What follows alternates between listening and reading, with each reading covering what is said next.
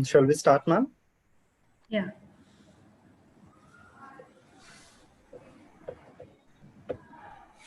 Yeah.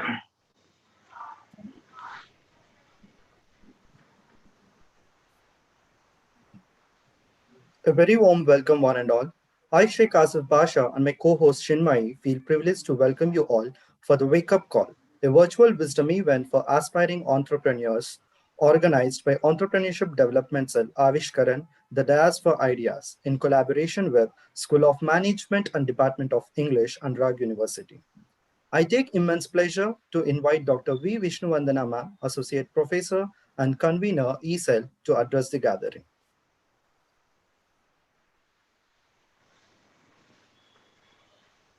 Thank you, Asif. Good evening, respected dignitaries. Guest of honor, Professor S. Ramachandram Sir, Vice Chancellor, Anurag University. Resource person of today's session, Mr. Sukhendra Rompalli, Founder, Jesuba. All my colleagues, participants, and my dear friends. On behalf of Avishkaran, the ESL of Anurag University, I welcome you all to Wake Up Call, the virtual wisdom event to the entrepreneurship, organized in collaboration with the School of Management and Department of English, Anurag University. The current scenario requires every one of us to think innovatively and creatively to address the new normal situation arise due to COVID-19. Avishkaran is glad to have conducted over 70 programs over the past 4 years in encouraging entrepreneurial spirit among the student community and offers incubation facilities for the innovative students and aspiring entrepreneurs. We are provisionally approved Business Incubation Center by MSME and also have established Center of Excellence, Innovation and Incubation for Entrepreneurship in collaboration with CIMSME. Today, there is a need for entrepreneurship not as an alternative but as a necessity in every field to combat the situations faced whether in medical, social, engineering or educational fields. Hence, we are organizing the 3-day webinars to address how do we find opportunities among challenges and how to get the best out of us. Today, we have a session by Mr. Sukhendra Rumpalli. Tomorrow, a panel discussion of experts from varied industries, and day after tomorrow, a few success stories and how they identified opportunity in everyday situations. Hope you will all enjoy the sessions and have a learning experience in these 3 days. I thank our Vice Chancellor, Professor Ramachandram Sir, Sukhendra, and all the resource persons to have accepted our invitation and our coordinators for the support. Welcome to the world of entrepreneurship. Thank you all and welcome to the session once again. Namaste. Thank you, ma'am. Thank you for the welcome address.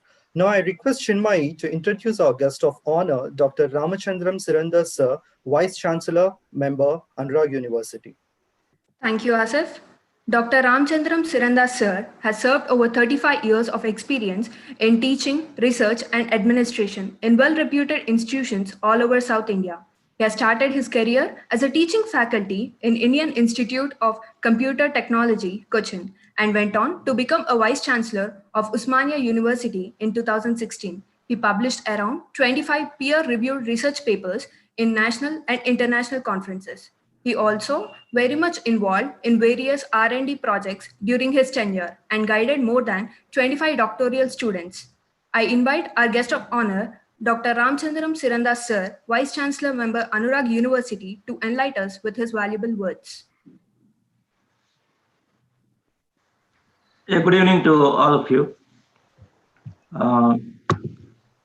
First of all, I should congratulate Avishkaran and ESEL for coming together and conducting this program, encouraging youngsters to become entrepreneurs. I know we are all familiar with the idea of encouraging the students to become entrepreneurs. There is always a criticism that the institutes and universities, they are preparing the students only for as job seekers. They should also become job creators. And of course, so far, there have been few attempts encouraging these students.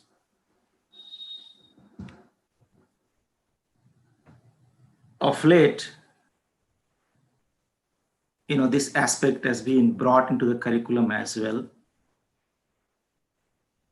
There have been incubation centers that were created in the universities. That ecosystem is being created now. Yeah, to become entrepreneur, not only you should be holding a degree, you should be innovative. You should also have business acumen to become an entrepreneur.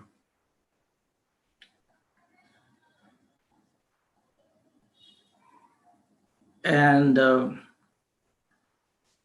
it's also responsibility of these universities and institutions to create an environment where you encourage the students to come with new ideas and encourage them to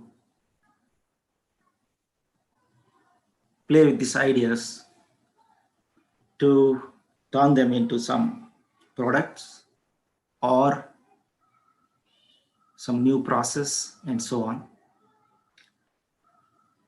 So we have to create that kind of environment, and it should become a culture of the institution where people talk about ideas and converting these ideas into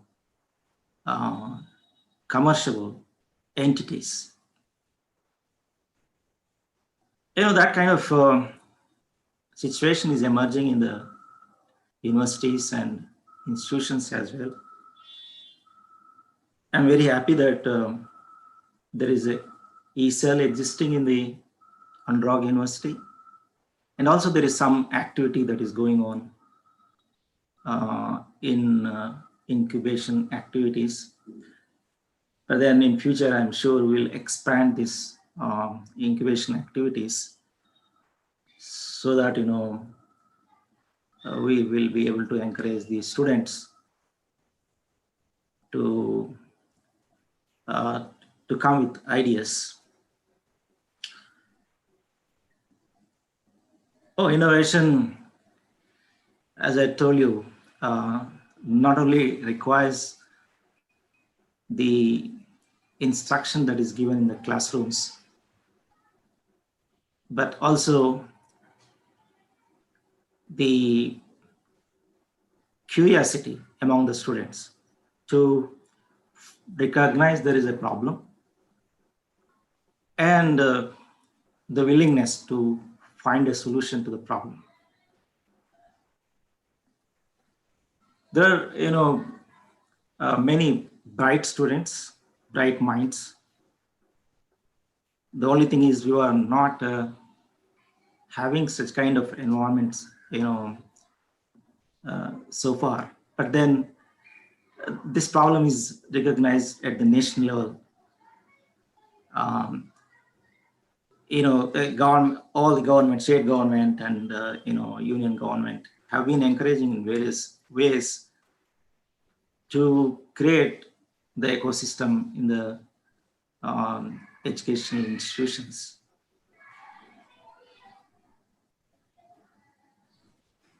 I hope this kind of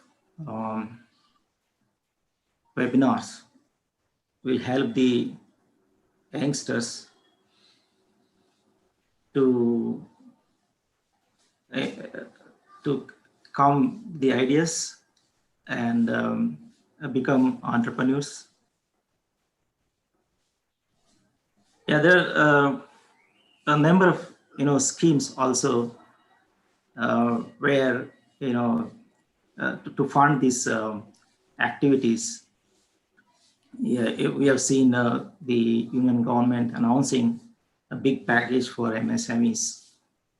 Yeah, this awareness has to be created among the students. Also, we need to create the ecosystem in the universities.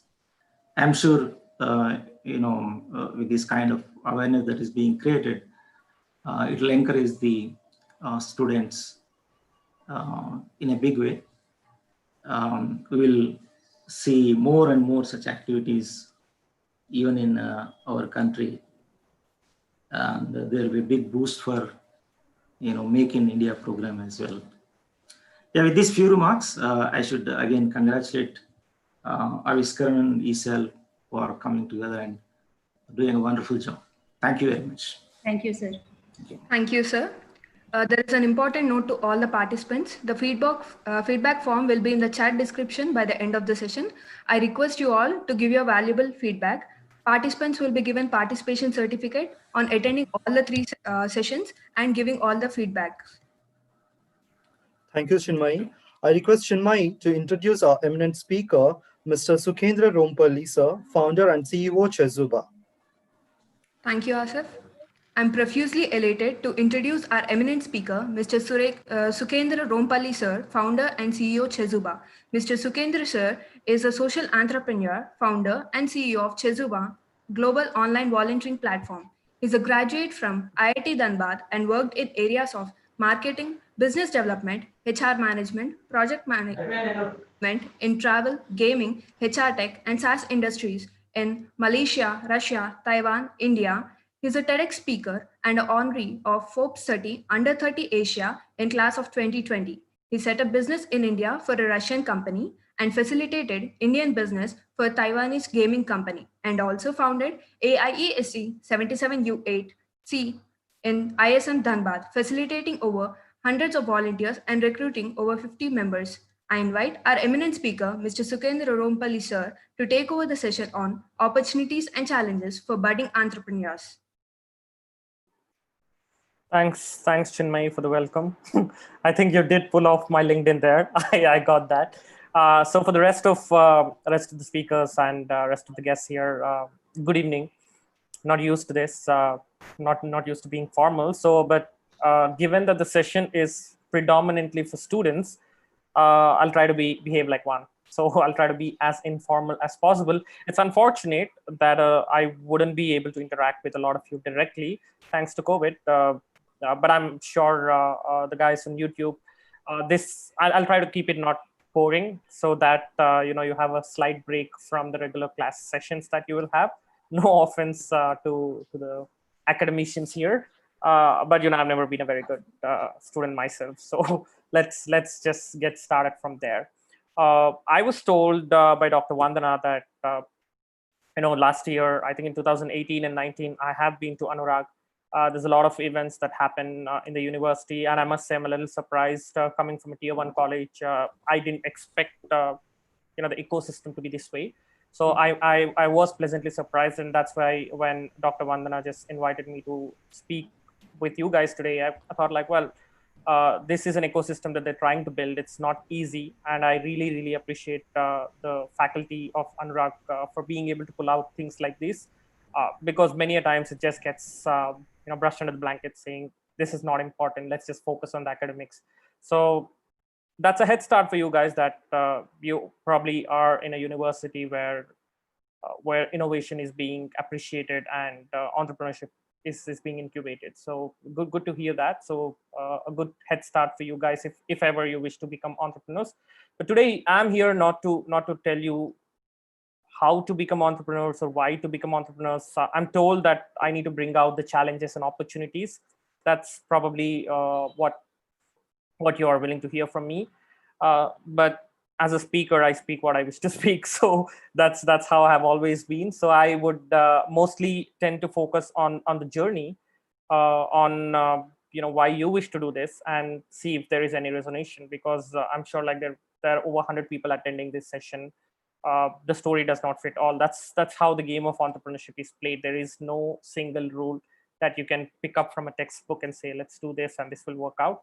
So I'm going to just share what my story is like, and if it resonates, if you can pull out some learnings out of this, nothing like that. But to the core, let's start off with why someone wants to be an entrepreneur. So out of all those people who are attending this session, barring those who are attending it for the sake of participation certificate, which I tell you will be of no use whatsoever. That's the truth. When you enter the real world, when you enter the job market, when you enter business, right?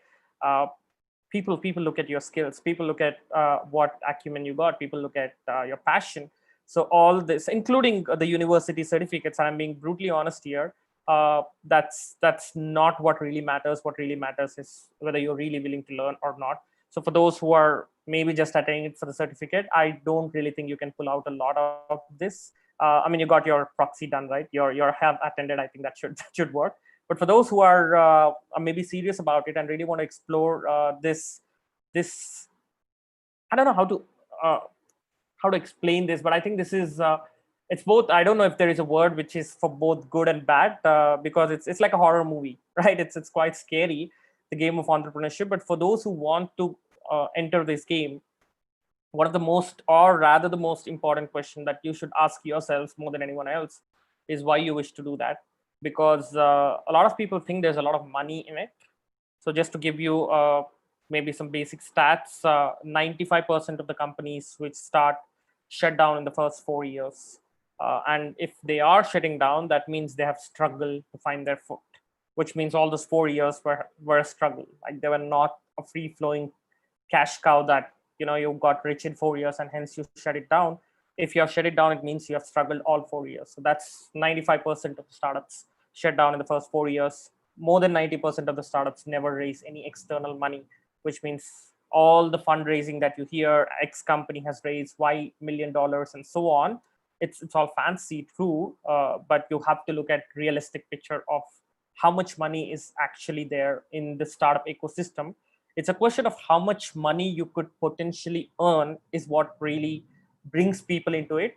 Yes, if you're playing a long game, 10 years, 20 years, you fail, you start up, you fail again, you start up, you fail again. And like 197 Communications, like Paytm, right? Started, if I'm not wrong, in 2000, but Paytm was a success only post 2010. And of course, demonetization helped, and all such things happen. So it's not a quick money if someone's looking for the money part of it. Fame, yes, I think today I've been called over, maybe because I have a certain initial contact with Anurag, but also the fact that Forbes 30 under 30 happened. That does bring a lot of fame in picture. But again, like as it says 30 under 30, how many people actually make it to 30 under 30? How many people actually go on to build startups which are popular? Very few. Just letting you know that fame is not very easy to get either in startups.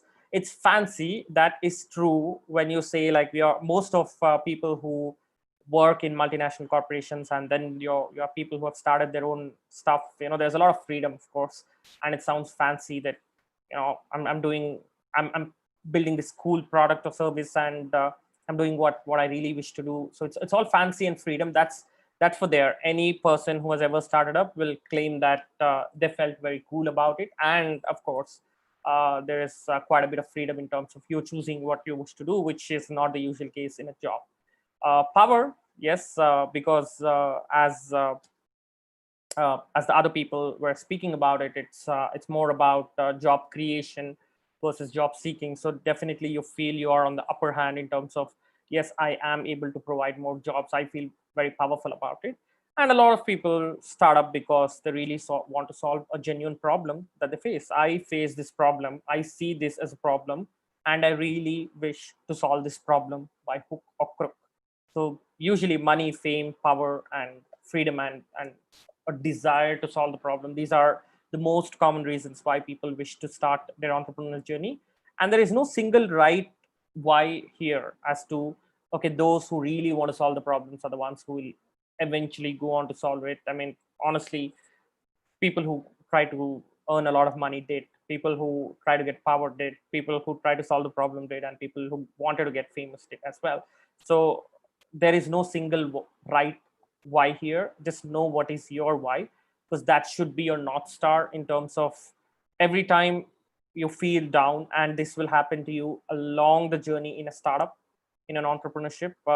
Every time you feel let down, every time you feel it's hard, it's tough, if you know your why, that is going to be the reason which will drive you forward again and again. Because if you're still driving forward, it means you haven't actually achieved what your why is. So it's like, think of it like driving in a desert, right? You're driving, and you don't know when the end will be. but do not watch the rear view mirror, because the moment you look back, all you see is also an endless journey. It's like you just get into the desert and you have to keep going forward, because probably sometimes there's just no looking behind. And then it goes into what, as to what do you want to solve. Okay, you really figured out that this is my why. I genuinely want to solve this problem. I genuinely want to become rich. I genuinely want to have so much power. So entrepreneurship is my route, my path in terms of getting me that why. Then you've got to figure out your what in terms of what actually you're doing. What problem are you solving? What solution are you giving to the world? What product are you trying to bring into this universe? So pick your what, but just remember that what is never going to be final, because the what is not actually your vision.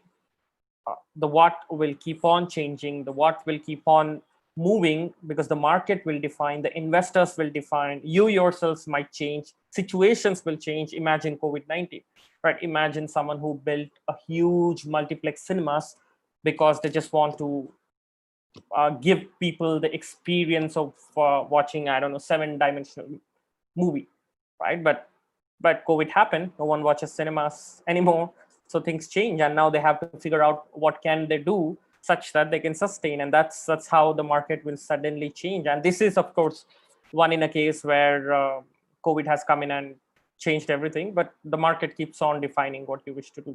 So the what will have to keep changing. I'll quote Reid Hoffman here, the founder of LinkedIn. If people are not aware of who Reid Hoffman is, has built a bunch of companies. I'm guessing he also was one of the co-founders of PayPal. So Reid says entrepreneurship is like jumping without a parachute from a cliff, and then on the way you're building an airplane. So you just don't have an idea. You jump first and then you build the airplane. The idea is to have a fully functional airplane before you crash, before you hit the ground. So how fast you do, and how fast you figure out what to build, and of course whether or not you're figuring out what to build will change a lot. So yes, pick your what to start things off, but remember the what is not final. Then it moves to how, right? And I find it very fascinating that a lot of entrepreneurs, including of course a lot of my friends and me myself, to start things off, a lot of times we just assume that, when you think of entrepreneurship, you first things you think of is money, right? But I don't have the money. That's when people are asked. I'm sure like hundreds of people who are attending this session right now, if somebody asked, if your professor asked, okay, do you want to be an entrepreneur, you might say yes, but I don't have the money. And truthfully speaking, this is an excuse. The logic here is, yes, you might say like, yeah, but you might have got some funding from XYZ, so you're speaking that way. All said and done, the truth is how you're going to achieve it is something which you will figure out in the way, as long as you really wish to achieve that. So money, as a matter of fact, is not the biggest problem. The biggest problem will be skills. To think of it, when you start off an idea to make it into a product and then ultimately into a company, it will require a lot of skills. You think of the iPhone, right? I mean, someone's building the hardware, someone's building the software. The hardware is broken down into who is taking care of the chips, of the screen, of the guards, the cameras. There's not one person who does it all. And this is only on the manufacturing front that I'm talking about. Then there is a software front, then there's an accounting front, then there is a legal front, there's compliances, you got to pay your taxes. There's so much of stuff which you will not be born with. And I bet that there is no person in this universe who will be born with all of that. So the biggest problem is how quickly you learn, unlearn, relearn everything that's required. And here I'm going to just remember one of the first things I did. There was one of the times, I think 7 months into our entrepreneurial journey, we had to raise money. And to raise money, we needed a valuation certificate. To get a valuation certificate, you usually need a merchant banker, a registered valuer, basically a CA who has worked for 25 years and so on. That's who merchant bankers are, investment bankers.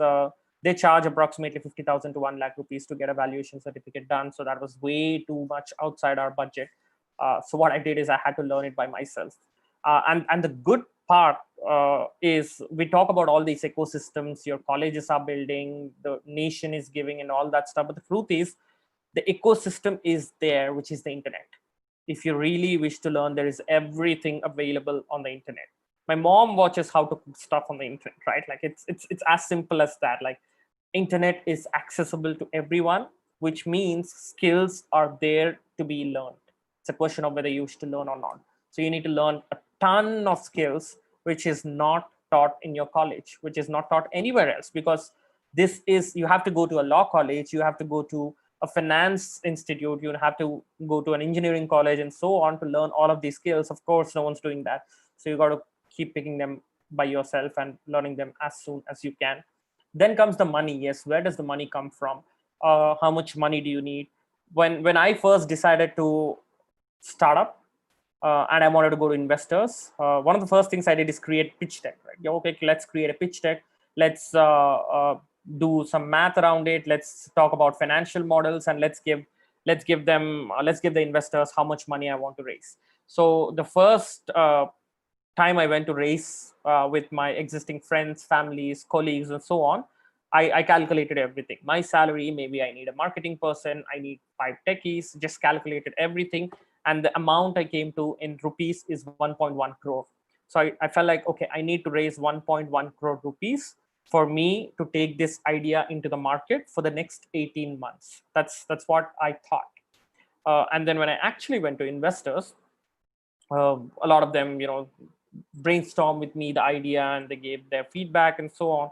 And ultimately they said, like, how about you just go back and tell me how much money do you actually need to take this product to test the waters, and then let us know whether or not this is feasible.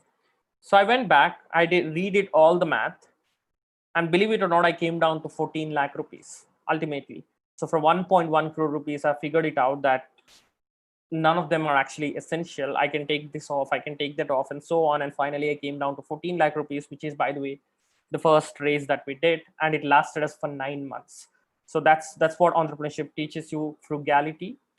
You gotta figure out if that's the problem that you're trying to solve, then you have to give away some of the comforts that I initially thought you might have with entrepreneurship, which you wouldn't, by the way. So money is not a huge challenge, because today, if you really wish to solve a problem or test the waters with the ecosystem that's there, you need as little as maybe a lakh or two to really get something out. Of course, I mean, I'm speaking more generic here.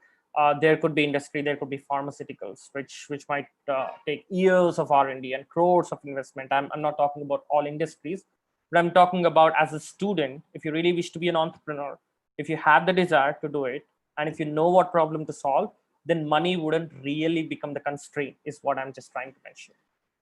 And then the challenges come with market. As COVID has explained to everyone, right? You try to do something and suddenly the market has crashed, the market reacts in a different way.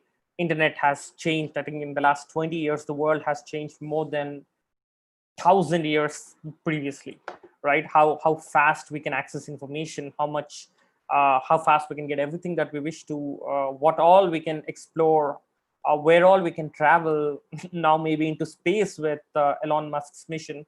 So things have happened so abruptly in the last 20 years that the market is constantly evolving, and it's extremely difficult for any of us to actually expect whether our universities, whether our professors, whether speakers like me, or books out there in the market to teach us, which is how to attack the market, because we ourselves do not know, as the market today is very, very different from what market will be by the time you graduate, or three months down the line, or even a month down the line. And then there are several unknowns which no one tells you. You might be just starting things up, and suddenly a health issue can come, either with yourself or in a family. People might not trust you. People will not want to join you. You might have a co-founder who would leave you in the middle. There can be so many unknowns that will be there. It's a question of whether you can again survive this or not. So I really, really do not know how to teach entrepreneurship, because I genuinely believe it cannot be taught. But as I mentioned in the beginning, what I can do is I can tell you my story and then see what are the challenges, probably explore those challenges, and my point of view of how I perceive that as a challenge or an opportunity, and what I did about it, so that if something similar happens to you, think of this as a book, right? As if I just wrote a book on entrepreneurship, and we're doing an audio or even a video video book here in terms of what are the critical points of our journey and how we attacked those critical points and whether or not they worked out, because not all will work out, and it's a very very very lonely journey. So remember that as the first thing. So when we started, 2017 is when I decided to become an entrepreneur. Just to give a rough backdrop of myself, as the host was mentioning, I went to IIT. Yes, it was called as ISM back then. It was in Dhanbad, a very small town in the state of Jharkhand. First year into university, in fact, the first semester, I studied quite well in the first semester. I studied quite hard, couldn't score much, and that's when I think I figured, you are in a bunch of nerds that you are competing with them, so that's not an area that I would really like to compete.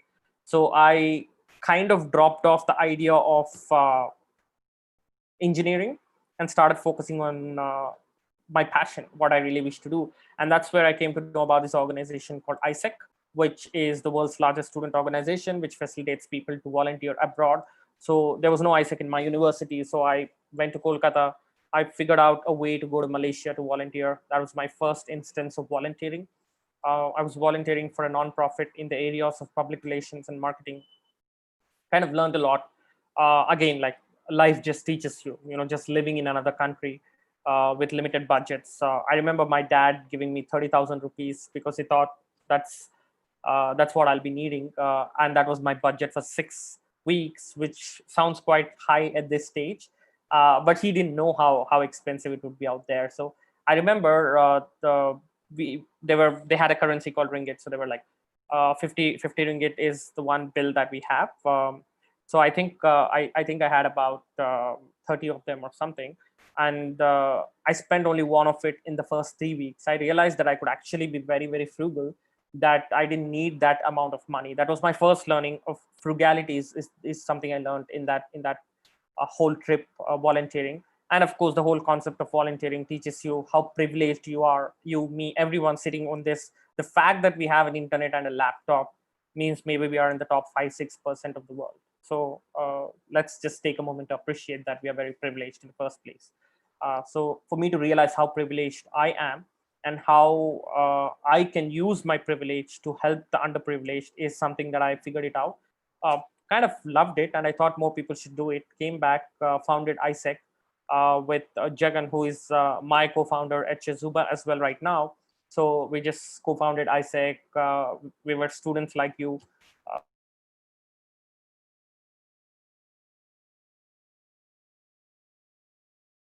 We facilitated more than 100 people to volunteer in different parts of the world. There were volunteers who came from different parts of the world to this small town of Dhanbad.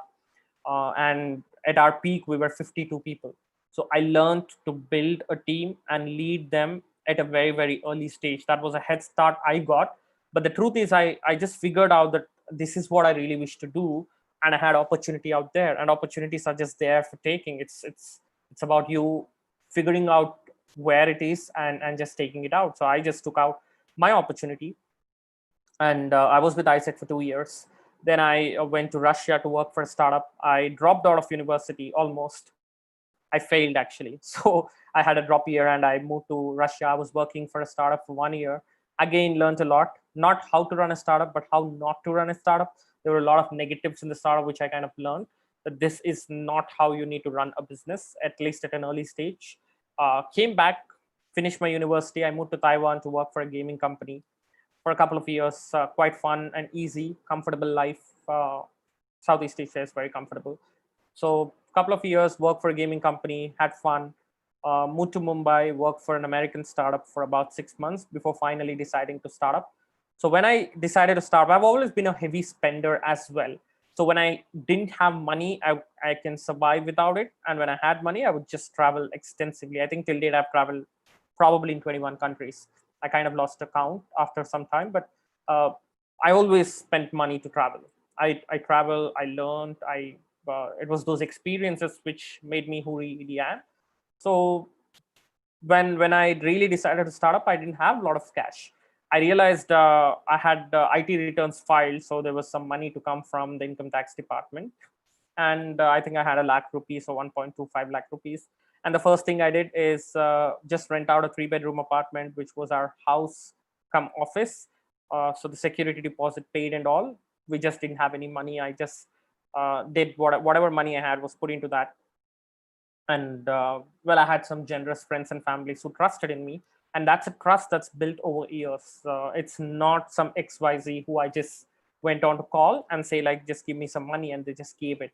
That's what I urge you to do. Relationships is something that, putting the entrepreneurship aside, right, like relationships is something that every one of us have to focus on. You build relationships, whether it's with your families, whether it's with your friends, whether it's with in the professional world. That's something that you need to focus, and that's a long-term game. You do not build relationship over a day or a week or even a month, right? It takes years of effort. That's where trust comes into picture. So all these people who put in the money trusted me because they knew me for years by then. They trusted me. They put in the money. My other co-founder Adela trusted me, moved to India. Jagan trusted me, left his job. So we three were there in that apartment. We used to work, live, sit, sleep. Basically, everything is there for those 9 months. And we realized that it was a hard work. My friend, a childhood friend of mine, who I always used to go for tech advice, he was there to build that prototype for me, to build the product for me for free. So again, like another relationship which I could use. A college junior of mine joined very early without taking any pay. He just was coding. He was just building the product for us for free. So again, another relationship that starts. So this is Chazuba is what it is today because of the people who have contributed, and all those people, whether it's the team, the employees, whether it's the investors, all of these relationships have been nurtured over a period of time. So one of the things that I think which is at most as an entrepreneur is people skills. You got to learn how to manage people, which of course your professors might tell you better than me, but you got to focus on softer skills like empathy, love, um, to understand. And these are something that cannot be taught. These are something that you have to feel by yourself. You can't tactically deal with people and say like, okay, I need this person to do an X amount of job for me, so I'm going to probably treat them nicely. That's not how it works. You treat people nicely and they will just give you what you really wish to have. That's just how it works. And that is probably a top-notch learning. Yes, there have been instances where not so amazing people-friendly guys have gone on to build big businesses. Facebook is one example. Microsoft is one example.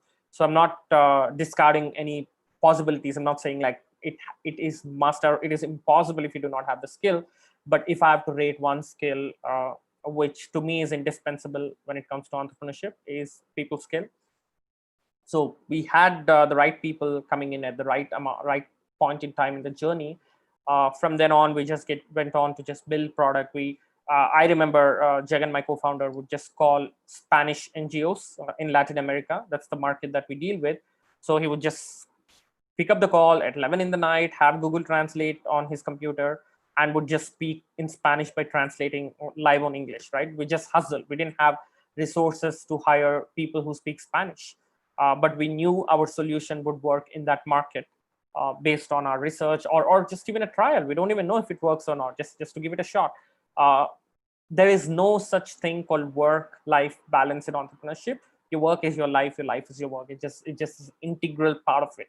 So as much as you think there is a lot of freedom, in a way there is also no freedom, because this is just what it is. This is your whole world. This is your whole universe. It's a baby, and you just can't leave it. So we would just, but even if I dream, even if I sleep today, I just keep dreaming about what would happen to the company. I keep dreaming Excel sheets, Word docs.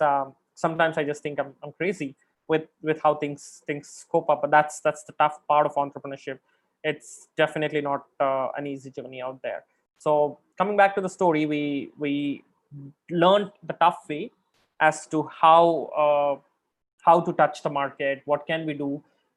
We were free, we could just do anything that we wish. So okay, this is a problem that we are solving. We kind of slowly zeroed down the problem into a very focused area. Initially we say like, okay, we want to build the impact platform of the world. We want to build something like a Facebook or a LinkedIn, but for the social sector specifically. But that was a huge goal.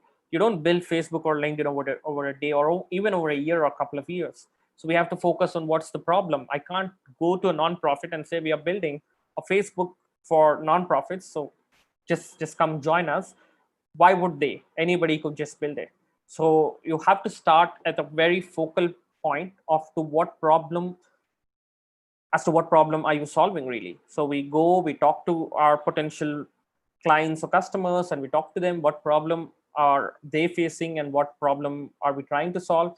Our solution, we bring it, and we try to build that solution first. So online volunteering platform is what we have zeroed down on, that which lets people volunteer from anywhere and everywhere, and nonprofits could just post a project. So our product is a platform where on one side there is this nonprofits, NGOs, which can post any requirement. They can say, I need some changes on my website. I need my logo to be redesigned. I need some content to be translated from this language to this language. Anything and everything which can be done online, they post as projects.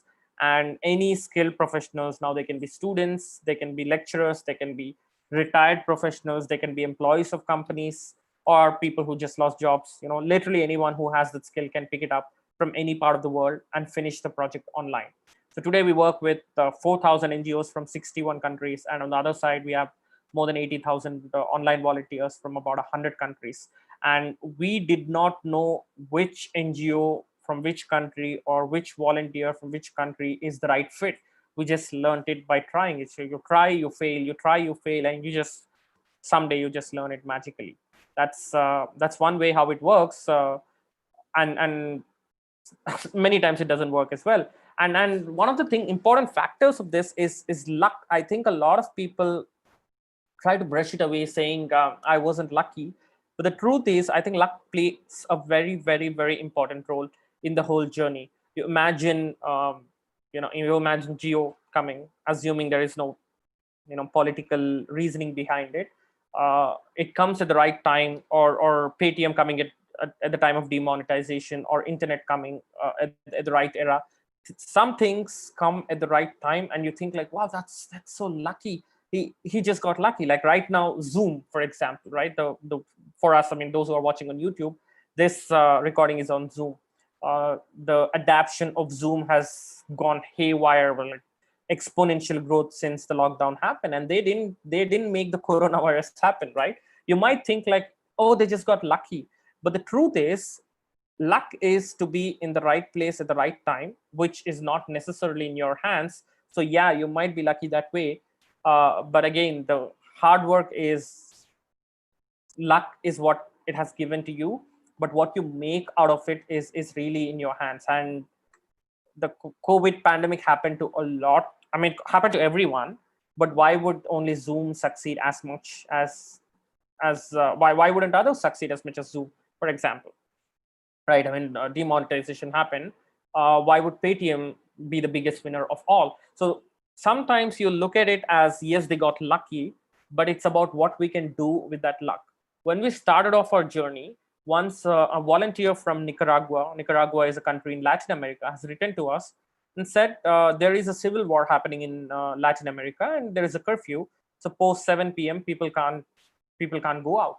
So you got to stay indoors from 7 p.m. onwards. For us, it's 10 p.m. now due to the lockdown, but for them it was 7 p.m.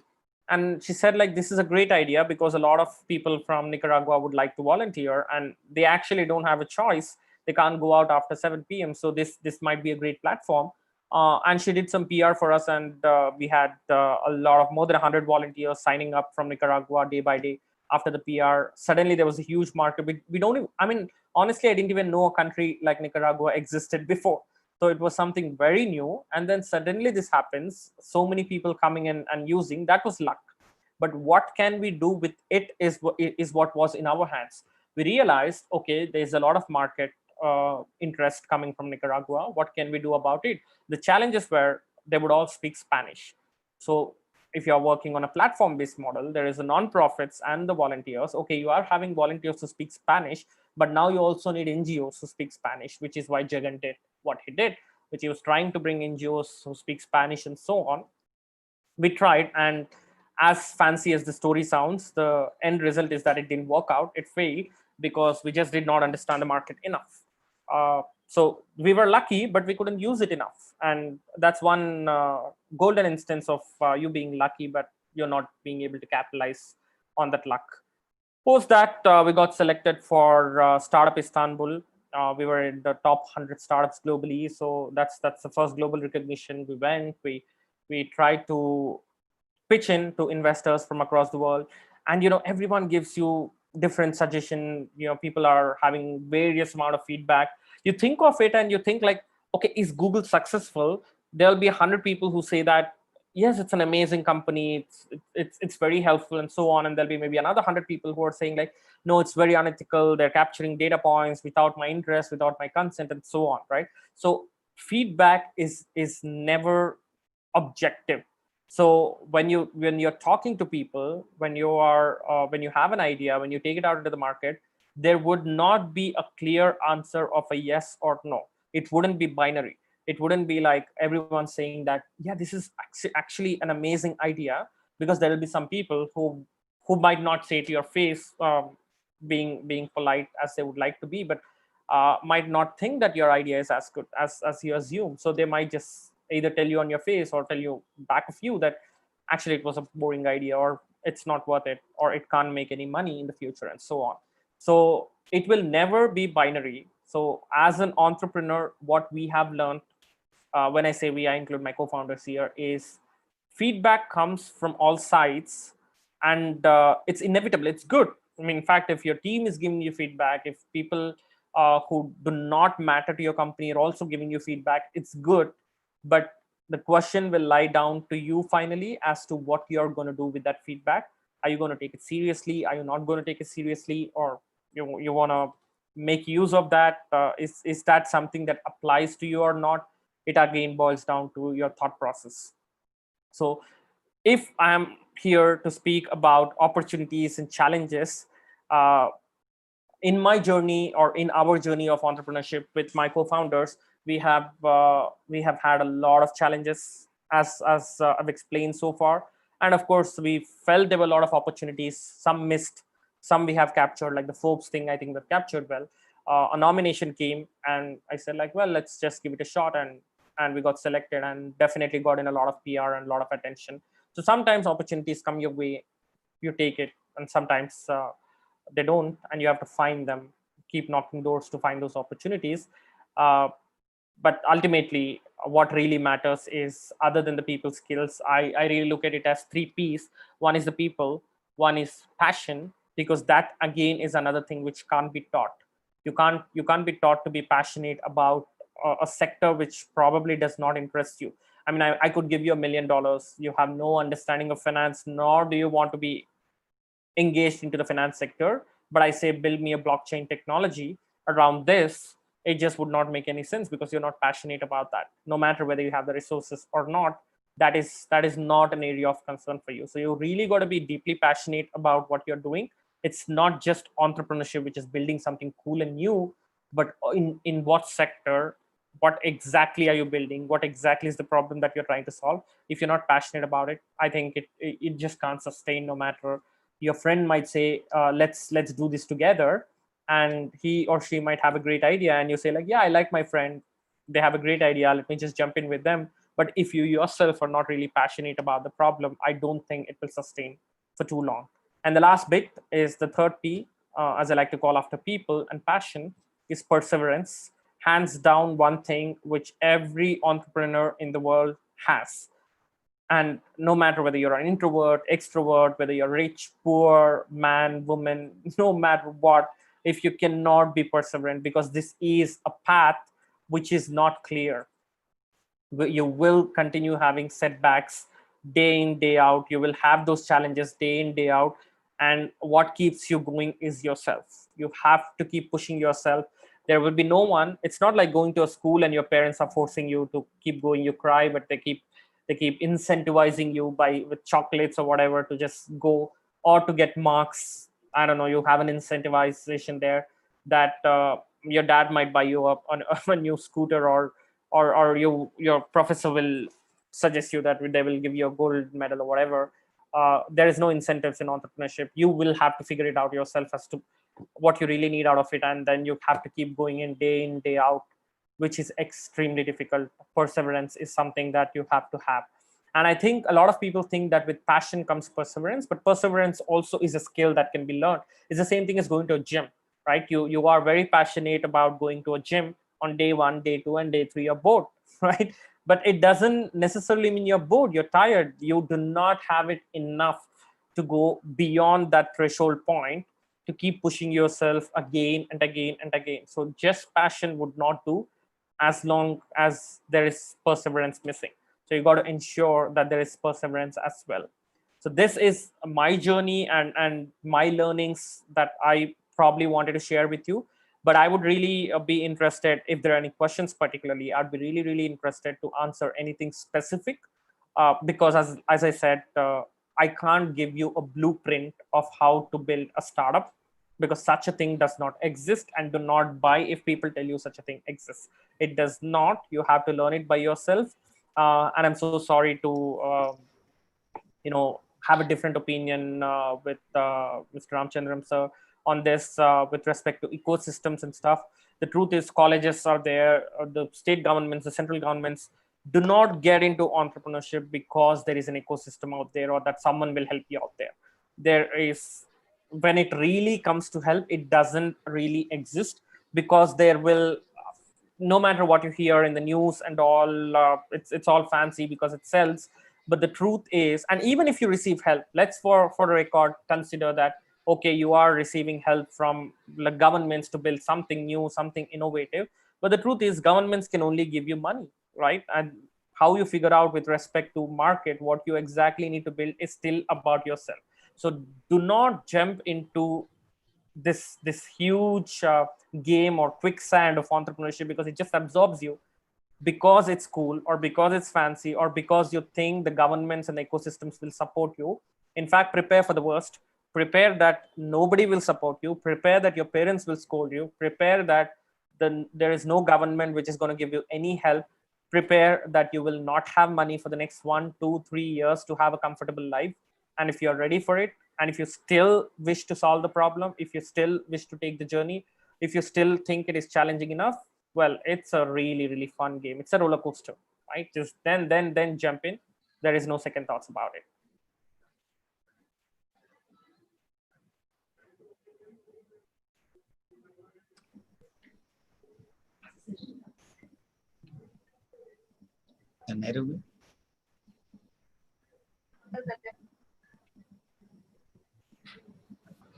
Thank you, sir. Thank you. It was great motivating listening to your story and various opportunities and challenges for the entrepreneurs. Thank you once again. A small note to the participants: feedback form is in this chat description. I request all of you to give your valuable feedback, and participants will be given participation certificates on attending all the 3 sessions and submitting all the 3 feedback forms. I request Naireen to share the questions from the chat box, please.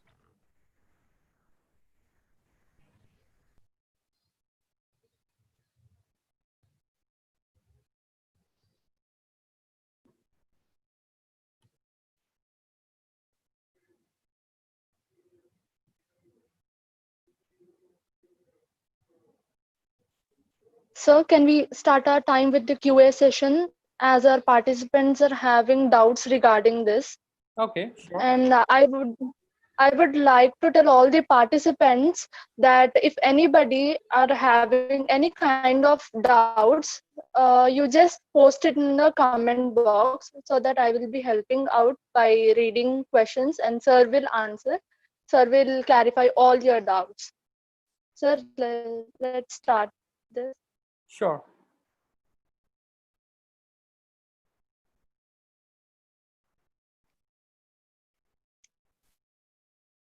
So there is a question from Anirudh. what changes can we make in the economy, as the most affected part in the business sector is economy due to the pandemic. And he's asking what are the how to overcome the challenges of Nairin, I'm so to sorry, but become I didn't hear your question well.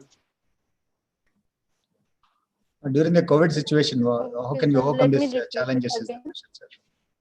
Okay, I heard that the question's from Anirudh, and is the question more about how can we overcome the COVID scenario to start up a business? Is that the question? Yes, sir. Okay. Well, I mean, you have to be very specific in terms of this sector, because there are some sectors which got affected more. If you're asking me in terms of, I wish to start a hotel startup, and how do I overcome that? That's very different question from I wanted to start up an e-commerce, because that's going to be a very different answer. But the truth is, if you're starting after COVID, then you have one thing as a constant, right? Financial crisis. Most people do not have jobs. There is a liquidity crunch. There's not a lot of money in the market. The volatility is not there. So clearly, if you look at it, that if you want to start up a company, let's say if you want to start a luxury segment of, I want to create a brand of high-end caps. Clearly a bad idea at this point in time. So you have to look at what are the problem that you're really trying to solve. Will people spend money?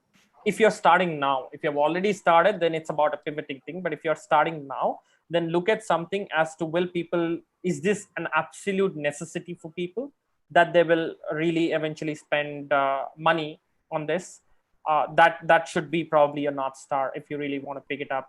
And that's what COVID has changed, right? Previously, what tech enabled is to create an ecosystem that, okay, I think I have Snapchat, for example, right? I mean, it's not an absolute necessity, but okay, what else can I do with technology? It was the possibilities for plethora.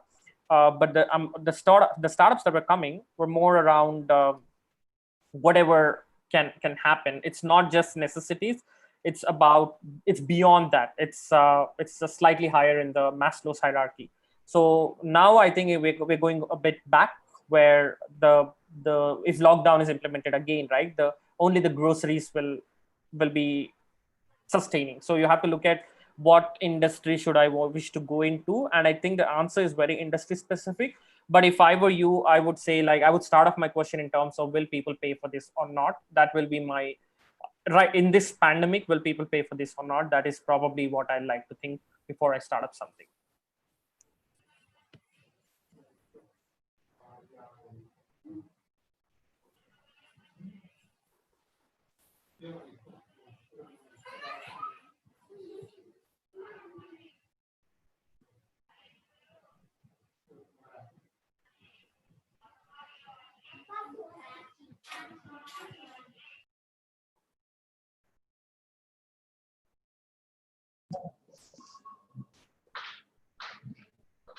Hello. Hello. Yes, Dr. Vandana. Yeah. This question is from, I think, Nigerian is having some internet issues. How can we create awareness on entrepreneurship to the students in the college? Is the question by. I'm sorry, again, your audio was also very low. What I heard was, how can we create awareness for students in colleges? How can we create awareness for entrepreneurship for students in colleges? Is that the question? Yes. Okay. I think my ears are working well then. Thanks. Well, if it is from a management or a college standpoint, right? Of course, like events like these will really help. But essentially, awareness is to let people know that such thing is happening. I think we are fortunate, as even if I was a student from your generation, I think I'm a little older right now, but even in this generation of students, the ecosystem has been built. So the awareness is there. People know what is Swiggy, people know what is Zomato, people use an Uber, and all of these are startups, right? So people know that there is a solution which has started in a very small way and has now scaled up so much. So we are filled with startups in our daily life. So the awareness is there.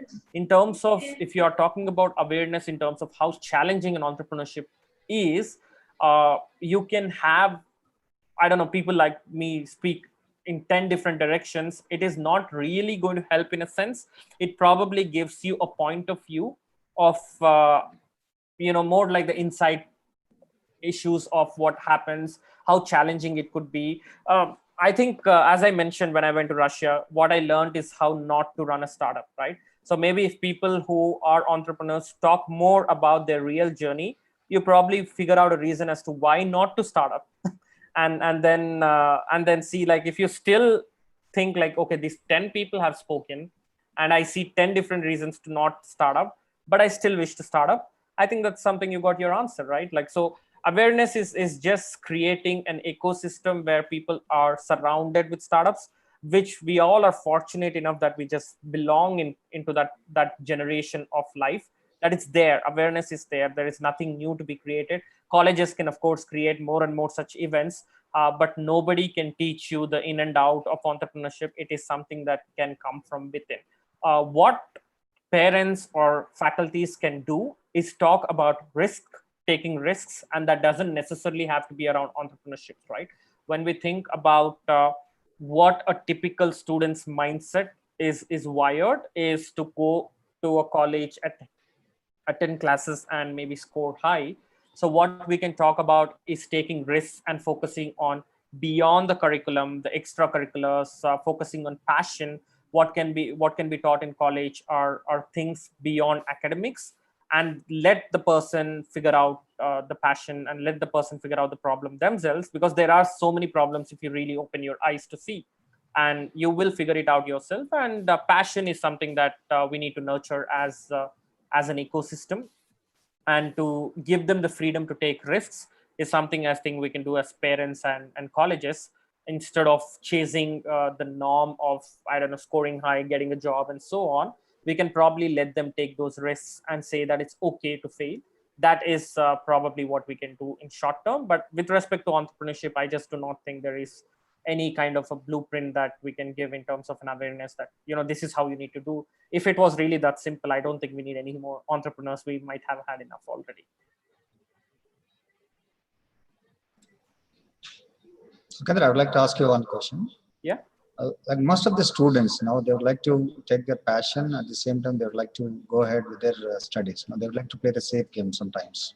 So they have a passion to become an entrepreneur, but still they would like to work for some time and then they go for the entrepreneurship plans and all. Do you suggest them to do that or to take risk? What is the risk factor that they need to take? As you rightly said, that risk factor is very important. Yes. Because they need to be taking risk, but there is a pressure from the parent side. Absolutely. And you have a passion.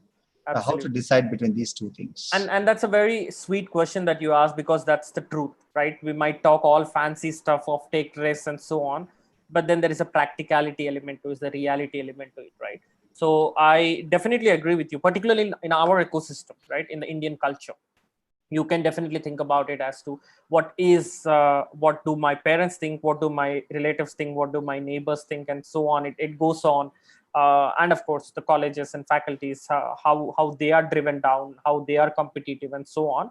I think it will boil down to the fact, if you're really thinking, and I might sound very brutally honest and blunt here, and maybe a lot of people say I'm also quite rude, but if you're still thinking whether I really wish to start up something or not, then the answer is no. It's to me, that's very straightforward. If you are because every rational will tell you to not start. You do all the risk management, you do the math around it, you take all the management lessons, put into it, and then if you calculate, then shall I do it or shall I not do it? Every rational answer will lead to the common endpoint, which is no, don't do it. That's how startups work. In fact, startups are designed in such a way that they are supposed to fail, because they are huge risks which are irrational, taken by crazy people, right? So if you still have a question, because what your parent might say, what your neighbor might say, is in fact one of the most smallest problems, if not the worst problem, that you will encounter in a real life entrepreneurship model. The bigger challenges are plethora. Like 2 years into entrepreneurship, you will realize that none of this actually mattered. What my dad thought about it, what my professor thought about it, what my neighbor thought about it actually didn't matter, because what investors think, what team thinks, what market thinks matters much more to my success than what all these people think. So I do understand, because I've been in your shoes as a student. I have, of course, received a positive support from my parents to follow my passion, and I know it's not the case with everyone. But one thing I would ask you as a student is, if you really can't convince your parent, your mother, your father, who are the closest to you, who love you, by the way, if you can't convince them that this is the right step for you, I don't really think you will convince people to join your team. I don't really think you'll convince investors to put money into you. I don't really think you'll convince customers to buy your product.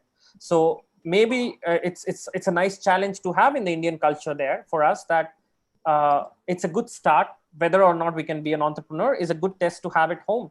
I know it's very difficult to talk to your parents about it. Go talk to them. If you can convince them, maybe that's a small win for you already, that yes, this is something that I can do. But one advice that I can give you, and I'm saying that there is no blueprint, which is, it's not 100% that it will work. But one thing I can tell you is, entrepreneurship cannot be part-time. You cannot do this and this and this and this and try to make everyone happy. It just does not work like that. At least, I mean, this is what my experience is. Maybe there are exceptional cases which work out, which who have uh, made everyone happy, including their parents and their faculties, and have earned a lot of money and still build successful startups. We will know the stories over time. But for now, what I know is, you just, if you really want to build a startup, you have to put the complete focus on that, and can't think about anything else. So to answer your question, sir, I do not think, if someone has that question, then I think they shouldn't take up entrepreneurship. But if someone feels like, yeah, I don't care, I would just do this anyway, they are the ones who probably will end up really building something cool. Thank you, Sukendra. Thank you so much.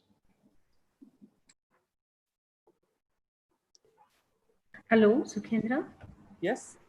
I think there is one more question here by. One second. Like, how did you handle your adversity and in doubt? How did I handle my adversity when in doubt? Yeah, when in doubt. Huh. Well, I think that's the when in doubt is a daily thing, right? Every time. In fact, that's I don't know. It's like you feel hungry, you feel sleepy. I think you doubt yourself every single day in this journey. For the record, for the young people watching the video, it does happen in your job as well, right? You go to a job, it's not very different either. You doubt yourself whether you're good enough or not. But in entrepreneurship, it's kind of very, very different ball game, because you have so many stakeholders to handle. Like, if I fail today, we're about 20 people as a team. About 10 people have invested into the company, so that's 20 plus 10, about 30. uh, Not lives at stake, but indirectly or directly they'll be influenced. And of course, there are it's a domino effect, right? There are other people, their families involved, and so on. So every day there is that pressure situation of you doubting yourself, that, oh, I kind of missed those numbers, I miscalculated this, the market has suddenly changed, or somebody has left the job, which is an important part of this whole process. So the adversities keep on happening on a day-to-day basis, and it is indeed tough. One advice which worked for me, and which might work for a lot of people, is to have a co-founder, because it's a very, very, very lonely journey, and you keep falling down day in and day out. You got to pick yourself up. It is in that way a lonely journey, but having a co-founder will really help. It's like a marriage, right? I mean, it's easier if there is a spouse to handle a baby than just handling the baby yourself. A single parent is much more difficult. So the same thing, like a startup is like that. Like, if you have co-founders, who of course complement their skills, that is very, very important, that they add different skill sets, which is one of the first things I discussed, that you need to have so many skills. So if there are different people who come in with different skill sets, that is already a head start. But beyond that, day in and day out, the support that you receive from your co-founders is something very critical, because at times it gets so stressed out and it gets so difficult that you will not be able to pick up yourself. And that's when you will need a shoulder to cry, which is usually offered by the co-founders. Okay. Any more questions, Nireen? Sir, I have a question for myself. Sure. Like, is there any situation where you have taken a decision, you felt it right, and like at the end moment you felt it, maybe I'm wrong, and you back off? Yeah, so that's again a very nice question, because we have a certain rationale. I'll let you know a very recent event that has happened. When COVID happened, one of the first things that we did is we took salary cuts. In the month of March, we realized, in fact, in Jan-Feb itself, we realized that it's going to hit us. Because one thing I'm proud of myself is I keep myself very acquainted with the current affairs that's happening in the world.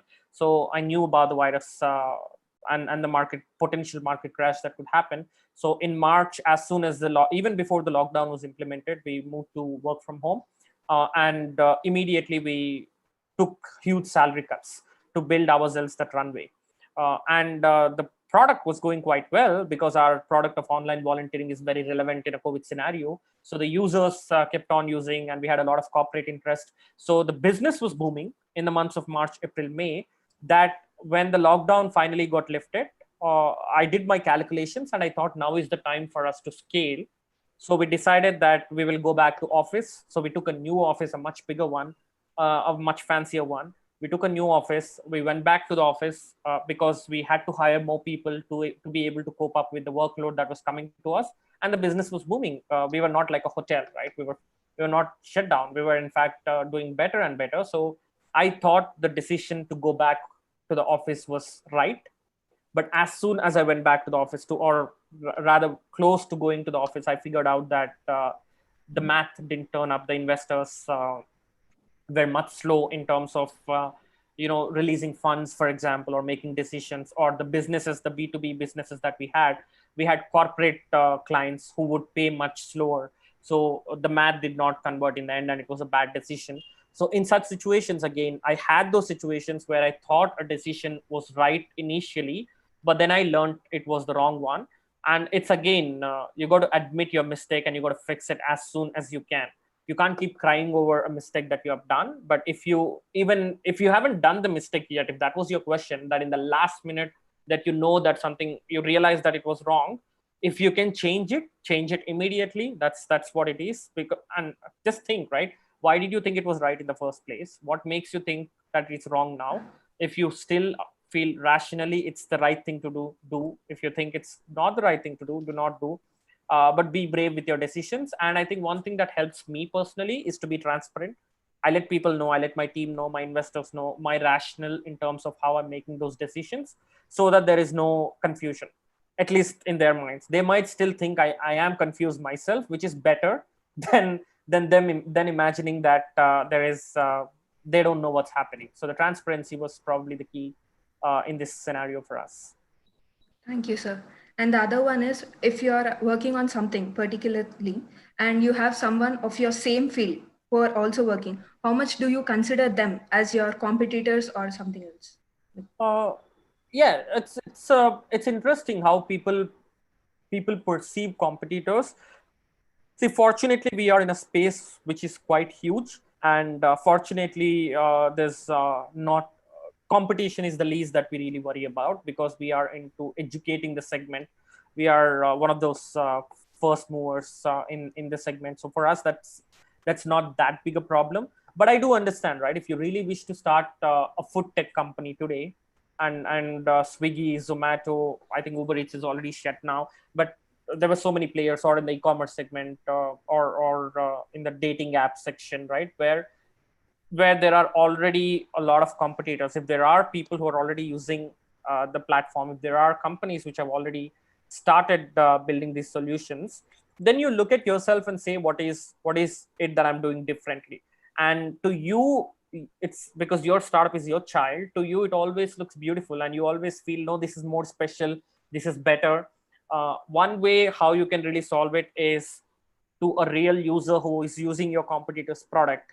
Check with them as to why is your offering better, or whatever idea that you have before even building the product. Ask them, like, is this worth it?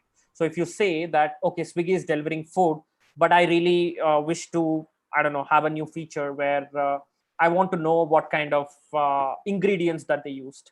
And currently I cannot see in Swiggy. So I start up a company which also delivers food, but which will also give you nutritional value of, I don't know honestly if there is a company like that which is existing in the market today, but let's say that's your idea. Then you have to talk to a Swiggy user and ask, is this really of value to you, that the nutritional details, is that something that will make you switch from Swiggy to me without me having to spend a ton of money on advertisements and so on. So I think if there is a competitor already in place, you have to first ask yourself what is that decisive difference between the competitor and whatever you're trying to bring it out, and then talk to a real user about it, whether that difference is worth enough for them to switch to your product or service from the existing in the market. Thank you, sir. Hello, sir. Good evening. I have a question for you. This is from Vishwanath Sharma. My idea is to start up a mobile company by 2040. What all conditions should I consider, and how much capital I must acquire to start the company? Did you say 2040? Yes, sir, 2040. And if I'm not wrong, are we in 2020? Yes, it's a question posted in the chat box. Okay. I'm sorry, what is the name of the person who posted the question? Hello? It's Vishwanath Sharma. Vishwanath. Vishwanath, if you posted it for fun, I'll try to answer it for fun. But the truth is, it's way too far-fetched. Way too far-fetched. 20 years, mobile phones might not even exist. I have no idea what happens in 20 years, and neither do you. Neither will anyone in this universe. So if you have really posted it for fun, then thanks for posting it. Definitely cleared the air in terms of making me smile a bit after some time. But if you're serious about the question, Vishwanath, trust me, there is absolutely no one who can give you any answer on that, not even you. And if you're even trying to figure out an answer to that, I think I don't know, for the loss of words, it's foolish. I'm sorry if that comes out as rude, but 20 years down the line, whatever you wish to do would not you probably hear the stories of interviews. What do you wish to become 5 years down the line, 10 years down the line, or writing these MBA applications and so on. These are all a test of what your thought process is like, and not absolute answers what people expect you to do. Like nobody can really plan, okay, 10 years I got to really be this, because the universe is dynamic. It's changing by itself. So it's not a very linear structure that you do A, B, C, and then you arrive at D, right? So it's just changing. So I really assume that was a fun question posted, because if it was serious, then I'm so sorry, but that's really scary. That for me to think that you're planning so far ahead. Do not just think about what to do tomorrow, next week, Maybe next he has month. typed his question wrong, year wrong. Yeah, but I can't even imagine a typo in terms of what could it be. It could be 2004, 2040, 2030. Even 10 years is still quite long. Yeah. But So, anyway, sir, that was a nice question. I love the question the most of all. So thanks for the question, Vishwanath. So, sir, according to you, how quick should we be to implement our idea of entrepreneurship? I mean, our business or any startup? As quick as you can be. That's agility is the fastest. Get your idea out. This is not an area for perfectionists. If you're trying to research, brainstorm, do the numbers, and then decide pros, cons, and so on, the opportunity is lost already. It's a fast moving bus. You just have to catch it. So if you can bring out as fast as you can do, be as agile as you can be. It's like there is an agile methodology. I don't know if you're taught in schools. It is not like building a startup is not like building a car. So for example, there's an approach you take to build a car, which is you build the steering first, then you build the tires first, then you build the whole body, and then you combine, then you build the engine, and so on. That's not how startups work. You basically build a cycle first, and then a motorcycle first, then eventually a car. So every point in time, it has to be functional. You can't wait, because nobody can do anything with just a tire or just a steering. So you can't build something which is not worthy. So bring out the product, and at every point in time it has to solve the customer's pain point, and then you evolve, you build on top of it, and then you evolve into the more sophisticated, mature product. But as fast as you get the product out, as fast as you make the decision that you want to be an entrepreneur. But again, once you make a decision, remember that it's I told you the desert example, driving in the desert example. You look back and you feel like you're just in the middle of nowhere. So think for yourself. There is no good time in terms of saying, okay, think for a week, think for a month, think for a year. You till you feel comfortable that yes, I have made my decision. But once you made a decision, bring the product out as soon as you can. Thank you, sir. No more questions, I guess. Anyone? One of the question by Supriya: how do you build a successful customer base? Well, if you're defining successful customer base as either customers who are happy or customers who pay you, those two, it could be a combination of both. Because let's say WhatsApp, I think WhatsApp has a successful customer base. No one pays, but we are very happy to use it. So to build a happy customer base is basically to genuinely solve the problem with a simple, easy to use, and a comfortable product or a solution that they just can, that really solves their problem. And if you're talking about a successful customer base as someone who is willing to pay, then it's probably slightly different, because you have to solve that problem which either is so important to them that they would eventually pay for it, or you have to save them that enormous amount of money or time in the process. So that's again, it will boil down to the solution, that the problem that you're tackling and the solution that you're offering. Is it really needed? And if it is needed, how good is your solution to make customers happy? To build a customer base is actually quite easy, because to convince people to try, you will learn it in management models. There is early adopters and there are late comers and so on. So there are a lot of early adopters around you, your friends. Maybe you build a certain solution, your friends are the first trials, the guinea pigs. They will try it out. So if you really want to try out a product, then try it out, build it out, and I'm sure there will be some users. If the product was good enough, then they will be retained. So to build a customer base shouldn't be that difficult, but to build a successful customer base, you either need to have excellent product and processes so that they are happy, or your solution needs to be that good enough that they will pay for it, depending on which customer segment that you're trying to target. Thank you, sir. Thank you for clarifying our doubts. And I hope everyone got a clear idea to how to start a entrepreneurial career and all. One more So, question thank you, is sir. there. Sorry, here in chat box. Is it okay, Okay. Sucheta? Yeah. Yes, Dr. Vandana, go ahead. It is like they feel IoT would boom in the next 5 to 10 years. Can you address this question regarding what does it take to be an IoT entrepreneur? From I'm sorry, Tejas, what entrepreneur? IoT. Oh, IoT. Well, I mean, I don't belong to the sector, so anything that I say is not really genuinely correct. I am also a huge advocate of IoT. I think I agree with you that IoT is booming.